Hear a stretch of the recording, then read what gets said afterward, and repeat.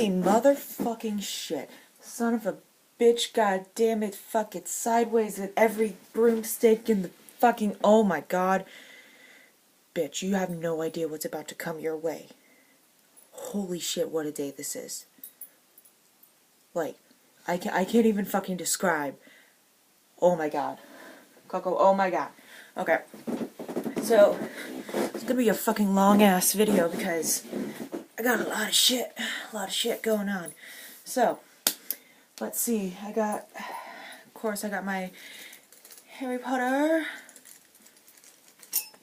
brushes. Ah, shit.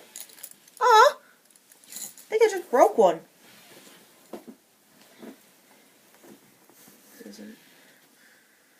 Oh. Okay. Fixed. Alright, well, got my brushes, got my, where's my hooker shades? Fuck, where'd I put my hooker shades?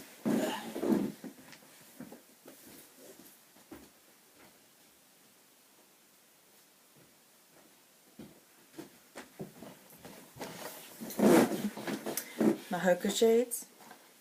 I got this shit. And I got this shit.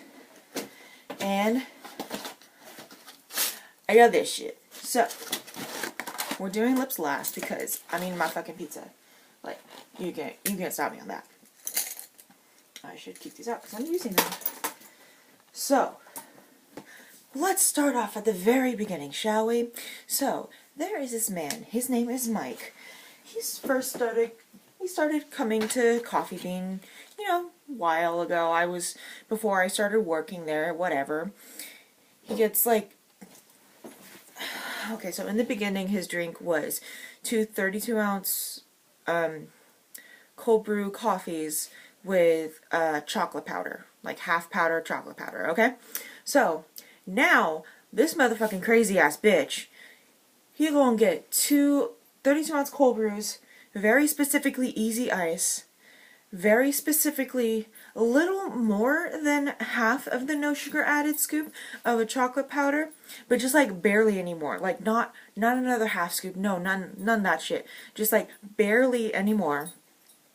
With 3 ounces of almond milk, 4 ounces of coconut milk, and just enough vanilla to cover the bottom of the scoop. So you pour that in, make sure it's all whisked up nice and good. You don't want no clumps in that. Topped off with cold brew. Like at this point, it's like 5 different drinks, and it's just bullshit. And of course, there's only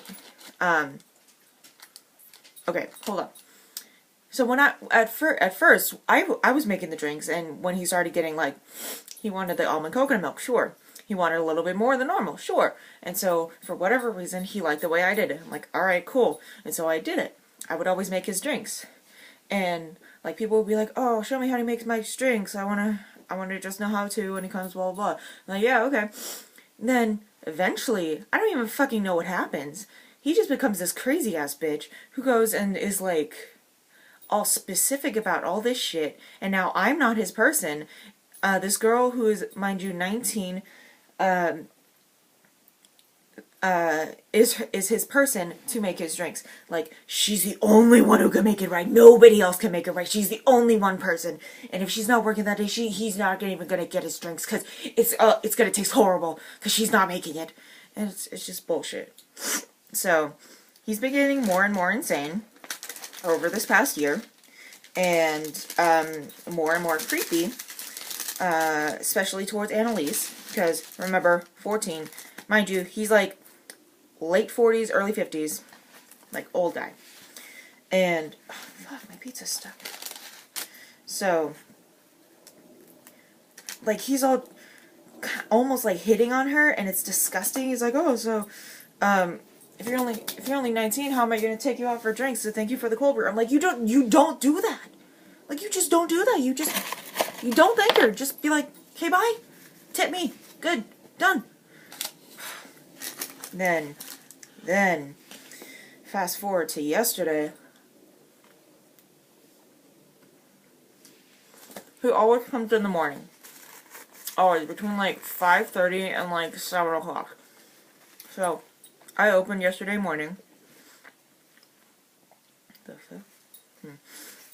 I opened yesterday morning and he was there. We expected it.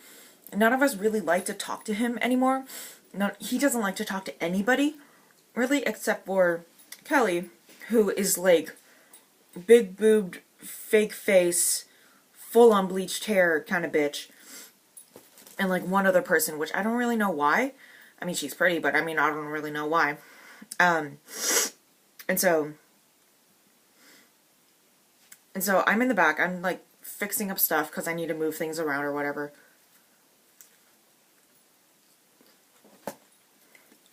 And there's this heavy shit that I gotta move. I can't move by myself. Okay, I'm strong, but I'm not Superman. Yeah. So I call out one of my team members to help me back. And Annalise is on the floor at this time. We like just opened. It's like 5:10, 5:15, whatever. Maybe 5:30. I don't even know. And so I call him to come back. As soon as I call him, he answers the headset, which I'm like, you're literally texting me right now asking me how my night is? Bitch, you don't even know. You don't even fucking know. This shit gonna hit you like a ton of bricks. So, he comes up. Fong, the other person I'm working with, he answers the headset, and since I just called him to come back and help me, he's like, oh shit, I'm just gonna send this, so Annalise will take over for answering the headset and finish up the ordering. Fine, whatever.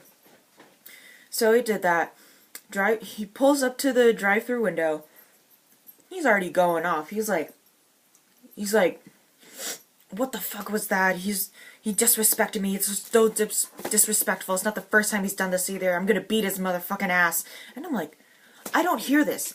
The whole thing is, I don't hear this, and I'm so pissed at myself. For reasons later told. And so, he's just like going off.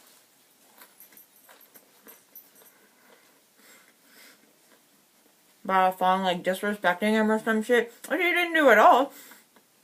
Just because he sent an order to my Annalise. It sounded like he didn't want to talk to him? Sure, fine. I wasn't sorry. Don't make assumptions, bitch.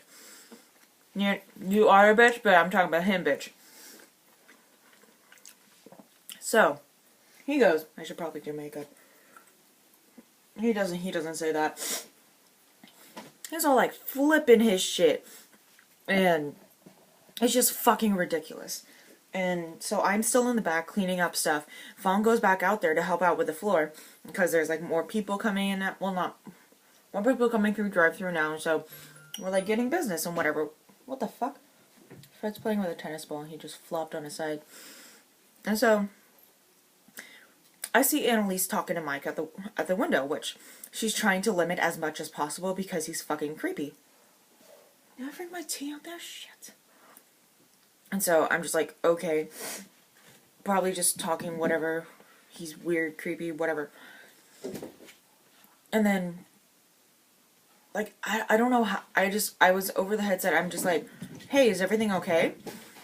I'm like, because it's Mike. I mean, And so I heard something that she would say on a normal basis for a normal behavior. Mike is being an ass. Apparently, what she actually said is Mike is cussing at us. He's just going off on them about how Fong is disrespectful and all this other shit, and like, he used to be treated better than this, and blah, blah, blah, blah, blah, blah.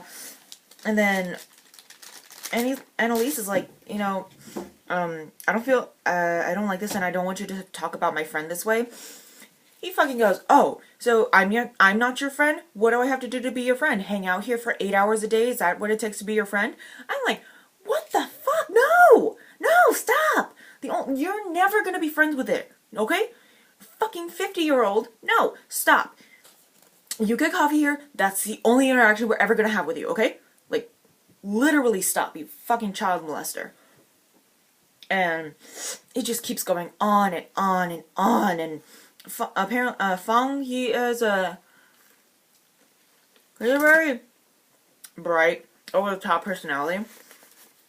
So when like people, like when he's greeting people, he's like, "Hi, blah blah blah," and like that's how he used to be with Mike too, and with everybody. But then once he had multiple negative interactions with Mike, he didn't feel as comfortable talking to him in that manner.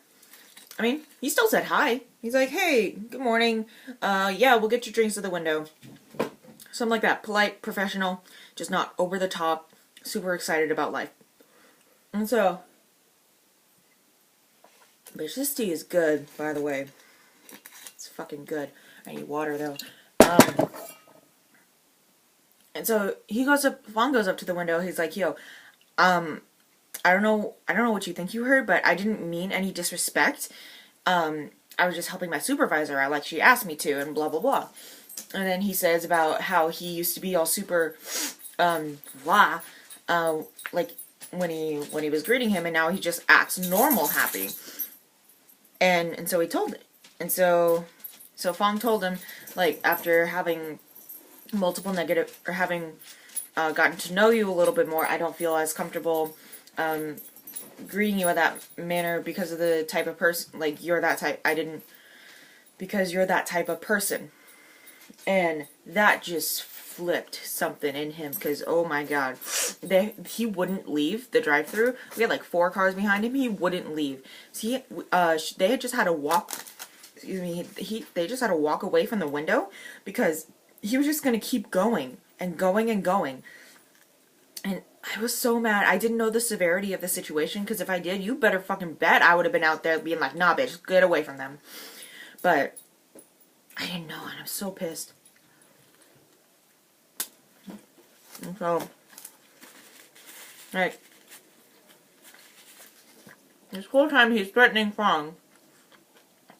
Like, "I'm gonna beat his ass if he does this again, he's gonna do this more." And so we legally, when Savannah comes into work, she's my mid, so she comes in like 2 hours after I did. We write up an incident report, telling Coffee, being like, "Yo, this is what happened. He's threatened physical violence against our team members, and this has been like an increasingly getting to be a much bigger problem than a bigger problem." And so we write up the incident report. We get approval from our district manager to not serve him. We normally don't have the right to refuse service. However, we got like specific permission to refuse service to him because of the way he's been acting. We had like, there was a piece of paper that we all had to sign saying that we understood and that we all got to refuse service from him.